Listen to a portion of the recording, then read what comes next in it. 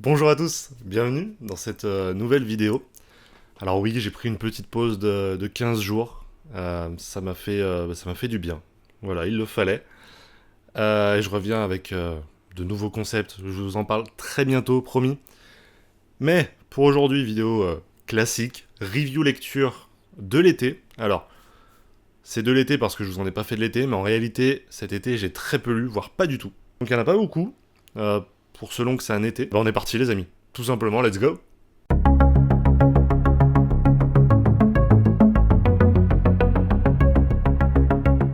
Et on commence avec Batman Silence, donc c'est l'édition de l'été 2020, livre qui traînait dans ma palle de lecture, dans ma case à lire, depuis, depuis l'été 2020, en fait, depuis, allez, peut-être octobre 2020, un truc comme ça. Donc je vous avoue que ça fait presque un an que je dois le lire. L'histoire, grosso modo, un nouvel ennemi apparaît à Gotham. Batman se rend compte que ses ennemis habituels se comportent étrangement. Et on va essayer de comprendre tout ça. Son passé refait surface, et en même temps, il se pose des questions aussi sur son présent, notamment sa vie amoureuse avec Selina Kyle slash Catwoman. Au niveau des dessins, bah écoutez, c'est Jim Lee, donc effectivement, ça en met plein la tronche. Hop, je sais pas si vous allez bien voir, mais ce genre de page-là. Mais, mais, Jim Lee, c'est aussi beaucoup de muscles, beaucoup de fesses, beaucoup tout ça, c'est de l'exagération. Et surtout, Jim Lee arrive plus à me surprendre. C'est hyper triste ce que je vais dire, parce que le gars, évidemment, c'est un crack absolu. Mais, en fait, il est devenu le stéréotype de ce qu'est le comics, en fait. Qu'est-ce que j'ai pensé de Batman Silence? Aïe, aïe, aïe, aïe, aïe, aïe, aïe, je vais pas me faire des copains. Hein. C'est une bonne lecture. Ça, clairement, voilà, objectivement, si je reste objectif, c'est une bonne lecture. Maintenant, si je passe dans la subjectivité, ce qui est quand même le but de cette vidéo, en fait, le fait de pas être surpris, que ce soit au niveau du dessin et du scénario, et ben ça m'a vraiment embêté, en fait. C'est une histoire somme toute classique de Batman. Et je comprends hein, que c'est une bonne lecture, que c'est vraiment la base, mais ça m'ennuie. Ça m'ennuie, alors même que c'est le Batman un peu plus détective que j'aime retrouver. Non, non, franchement, j'ai pas été fan. Et je vais vous faire une confidence. Je crois que Batman m'ennuie, en général. Je crois que je suis pas un lecteur de Batman et que je préfère d'autres lectures. En tout cas, Batman Silence m'a pas convaincu personnellement. On verra le mois prochain, normalement, je devrais lire La Nuit des Hiboux. La Cour des Hiboux, pardon. Je devrais lire La Cour des Hiboux, on verra ce que ça donne. Une deuxième lecture que vous m'avez demandé, mais tellement, c'est devenu un running gag sur le live la dernière fois. Je parle de These Savage Shores. L'histoire, elle est difficile à résumer, et ça a très peu de sens que je le fasse, mais on va essayer quand même. Grosso modo, l'histoire se déroule à l'époque où l'Empire britannique est dans sa plus grande forme et va conquérir l'Inde. Voilà. Et on va suivre le personnage de Pierrefonds, Alain Pierrefonds, je crois, qui est un vampire. Waouh! Et qui va faire le voyage jusqu'en Inde. Et là où c'est intéressant, c'est qu'en fait, on va très vite se rendre compte que même si les vampires ce sont des créatures, il y a bien pire en Inde. Au niveau des dessins, on retrouve Sumit Kumar, je pense que ça se dit comme ça, qui nous livre des dessins. J'essaie de vous en montrer qui spoil pas, mais en même temps, c'est aussi sur les créatures qu'il est impressionnant et j'ai pas forcément envie de vous les montrer. Soyez curieux. Voilà, soyez curieux. Je vais pas vous en montrer beaucoup, mais soyez curieux. Au niveau des dessins, ce que j'ai trouvé assez admirable, c'est qu'il reste très énigmatique, ce qui est hyper important pour ce récit, mais en même temps très précis, que ce soit dans la biologie humaine ou dans la biologie des créatures. Mais vraiment, moi, ce qui m'a marqué au niveau des dessins, c'est l'ambiance. J'avais rarement été autant conquis par l'ambiance d'un dessin. Vraiment, on a toute cette ambiance vraiment Inde, hein, du coup, avec des couleurs, bah, vous l'avez vu, à chaque fois très marquées. Donc là, on a du vert, là, on a du rose, là, on a du jaune. Et à chaque fois, vraiment, on vous transporte dans une ambiance. Et vous y croyez, quoi. Vraiment, tant que vous fermez pas le livre, vous avez l'impression d'être avec ces personnages, d'être voilà, en Inde, etc. Donc vraiment, c'est hyper exotique, c'est hyper plaisant. C'est vraiment, c'est un travail de fou. Aux gens qui seraient un peu réticents à commencer This Savage Shores parce que c'est pas ce qu'ils ont l'habitude de lire, bah sachez que moi non plus. C'est l'avantage du live qu'on a fait où on a trié ma case à lire, c'est que du coup je me suis un peu forcé à y aller dessus. Premier tiers de l'histoire, j'étais très perdu et j'avais vraiment l'impression que j'avais passé un mauvais moment. Et je pense que ça fait partie du talent de Ramvi là-dessus. C'est d'arriver à placer des pièces d'un échiquier un peu disséminées. Et petit à petit, en fait, il va rajouter les autres pièces qui manquent. Et ce puzzle-là va commencer à devenir bien plus clair, bien plus plaisant. Merci aux gens qui m'ont conseillé This Savage Shores, et ça me rappelle une nouvelle fois pourquoi j'ai cette chaîne YouTube et pourquoi est-ce que je parle en tant que néophyte. Bah, c'est pour que ces personnes-là puissent me conseiller, m'aiguiller sur des lectures qui vont me mettre, voilà, qui vont me scotcher, et ça a été le cas, donc merci à vous. On continue avec une troisième lecture, et là, il y a des comptes à rendre. Si vous avez vu la dernière vidéo de Wayne, au moment où je tourne, c'était sa dernière vidéo, c'est review lecture pareil de l'été. Il m'a mis un petit tacle. Il m'a mis un petit tacle, ce bâtard. Ça s'est conclu quand même sur Néophyte ferme-la. Je suis resté zen. Il parlait évidemment d'Irrécupérable, l'intégrale volume 1, que je lui ai presque déconseillé. Je lui ai dit pourquoi t'as acheté ça, ça ne te plaira pas. Au final, si, ça lui a plu. Voilà. Et moi, j'étais assez réticent sur Irrécupérable. J'avais bien aimé, mais un mois après, il m'en restait plus grand chose.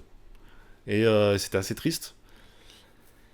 Mais je suis quand même allé sur l'intégrale numéro 2. Et là, les amis, là, c'est une autre histoire. C'est toujours écrit par Mark Waid. Pour ceux qui ne se souviennent pas ou qui n'ont pas lu l'intégrale volume 1, je ne vais pas spoiler, mais on retrouve un personnage à la Superman, encore une fois, qui est le plutonien qu'on retrouve ici, qui a totalement vrillé, voilà, qui en a eu marre d'avoir beau aider les gens, bah ils sont jamais satisfaits en fait. Hein, c'est clairement plus tu donnes, plus ils en demandent. Et ils comptent vraiment sur toi comme étant leur dieu en fait. Et si t'agis pas pour eux, au moment donné et que t'es en train de faire autre chose, c'est ta faute, tant pis. Donc ça va énerver le plutonien qui va complètement vriller et devenir le plus grand terroriste de son temps. Et grosso modo, dans ce volume-là, le plutonien continue de faire des siennes et on va suivre l'aventure de ses anciens acolytes qui vont tout faire pour l'arrêter et surtout qui vont découvrir un plan qui avait été mis en place par l'un de leurs défunts camarades pour arrêter le plutonien. On vient répondre à des questions qu'on s'était même pas posées, et ça c'est incroyable, on en apprend plus sur les pouvoirs du plutonien. C'est pas juste un Superman. L'idée est trop bien. Ça m'a plu. Ça m'a vachement plu. Pour moi, il fait vraiment le travail que doit faire un deuxième tome, en fait, sur 3. Normalement, il y a 3 tomes. Il vient répondre à des questions du 1, il vient en poser des nouvelles, et on a juste hâte de la résolution dans le 3. Genre vraiment, il fait le taf. Il fait le taf. Donc, bah écoutez, Irrécupérable, c'est pas dans mes top lectures. Toujours pas. Mais c'est vraiment une série que j'apprécie et j'ai hâte de lire la suite, tout simplement. Et cet été, j'ai lu qu'un seul tome des Tortues Ninja. Dans ce tome-là, les tortues doivent toujours récupérer leur frère qui est aux mains de Shredder. Et grosso modo, c'est à peu près tout. La résolution de ce tome-là, on la voit venir évidemment, mais en même temps on doit y passer. C'est se poser la question de qui sont tes vrais alliés. Est-ce que c'est ta famille? Est-ce que c'est tes amis? Est-ce qu'au moment où t'en auras besoin, ils seront là? Est-ce que les ennemis d'hier sont pas les coéquipiers de demain?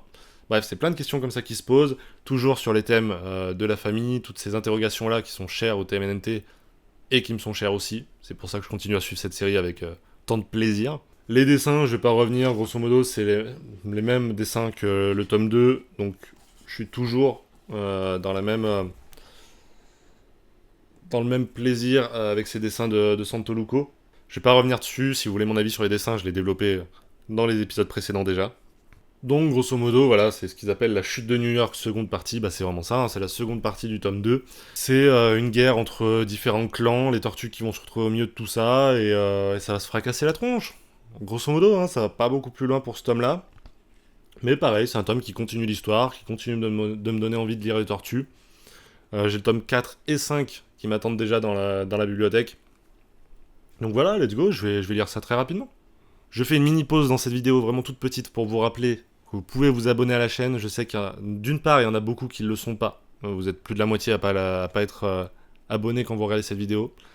Si jamais vous voulez mettre en commentaire la raison pour laquelle vous voulez pas vous abonner, ce serait hyper intéressant pour moi. Mais surtout, des gens se font désabonner des chaînes. Mills, par exemple, a été désabonné de la chaîne d'Ingé Comics, et je sais que pas mal de youtubeurs s'en plaignent. Donc si jamais vous êtes plus abonné, essayez de regarder ça.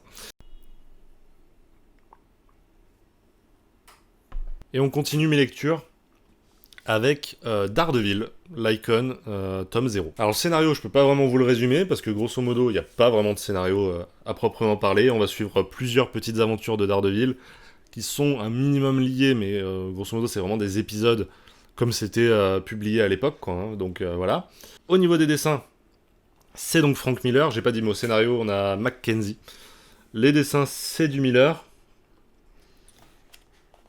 Voilà. Je sais pas si vous arrivez bien à voir, c'est vraiment les dessins de l'époque, hein. Si au début j'étais un peu déboussolé par les dessins, finalement, bah c'est le gros point positif de ce livre, finalement. C'est les dessins de l'époque qui m'ont un peu replongé dans cette ambiance, et c'est un peu ce que je cherchais, en fait, hein. C'était... j'ai vraiment l'impression de lire une pièce d'histoire, voilà. Donc ça m'a plu. Mais, c'est tout ce qui m'a plu. Je vais pas vous mentir, les amis, j'ai vraiment pas aimé. J'ai vraiment pas aimé ce Daredevil. Il y a pas vraiment de scénario, c'est des petites histoires, mais en plus, c'est des histoires qui n'ont aucun intérêt. On a une histoire où il va se battre avec un mec déguisé en gladiateur que je connais pas du tout, et pas intéressant, mais pas le moins du monde. On a une histoire où, grosso modo, ça va être à la fois Murdoch et à la fois Daredevil qui vont essayer d'arrêter Hulk, mais c'est juste, grosso modo, le mec, il va voir Hulk, il lui fait calme-toi, il se calme. Il s'énerve, calme-toi, et il se calme. C'est nul, mais les gars, il est pas si épais, je me suis endormi genre 3 fois dedans, c'est vraiment, c'est pas intéressant. Et alors, il y a un truc, mais qui m'a saoulé. En gros, à chaque début d'épisode, ils te disent Daredevil a perdu la vue quand il s'est fait renverser par un camion qui transportait des produits chimiques. Depuis, c'est sa vision de... Ah, c'est chiant. Et il n'y a pas que ça. Après, on te parle de son bâton. Sa canne est une canne d'aveugle lorsqu'il est Matt Murdock. Lorsqu'il se transforme en Daredevil, sa canne se sépare en deux. Grâce à un dispositif secret caché dans la canne, celle-ci peut lancer un grappin. Je m'en fous, dis-le-moi une fois. Genre vraiment, je vais comprendre. Je comprends le fait qu'il pouvait y avoir un nouveau lecteur à chaque nouvel épisode sorti dans les kiosques. Je comprends. Pareil, son appartement.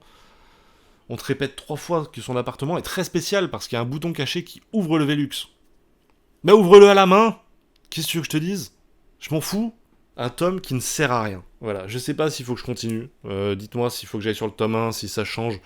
Mais ça, vraiment, c'est mais une purge, je vous jure, j'ai vraiment pas aimé, quoi. Vous l'avez vu, vraiment, j'ai lu des trucs cultes. Ce mois-ci, on a eu Batman Silence, on a eu These Savage Shores. Et ben, on continue avec les deux suivants, sont très cultes. On continue, mine de rien, avec Flashpoint. Flash ne reconnaît plus son monde, il comprend que quelque chose a été changé, et ce quelque chose, c'est un événement du passé qui a été changé, qui change, grâce à l'effet papillon qu'on connaît tous, a changé tout le futur, et on va découvrir ce monde-là, avec Batman qui a quelque peu changé, avec une guerre entre les Atlantes et les Amazones, avec voilà, plein d'événements qui résultent de ce changement-là. Le monde qu'on nous décrit dans Flashpoint, bah, il est passionnant, clairement. Le Batman, je le connaissais déjà via l'adaptation en dessin animé, enfin en animation. Je connaissais déjà ce trick et qui il était. Mais là, voilà, j'avoue que je me rappelais pas de tout. Je me rappelais pas de cette guerre entre les Atlantes et les Amazones. J'ai trouvé ça très intéressant. Vraiment, on a l'impression d'arriver en plein milieu d'une histoire. C'est le cas. En fait, on arrive en milieu de ce monde-là. Une guerre a commencé. On essaye de rattacher les pièces pour comprendre comment ça a pu se passer. Et on est aussi déboussolé que Flash, en fait. Et ça, c'est vraiment cool. Mais voilà, évidemment, à la fin, je reste un peu sur ma faim.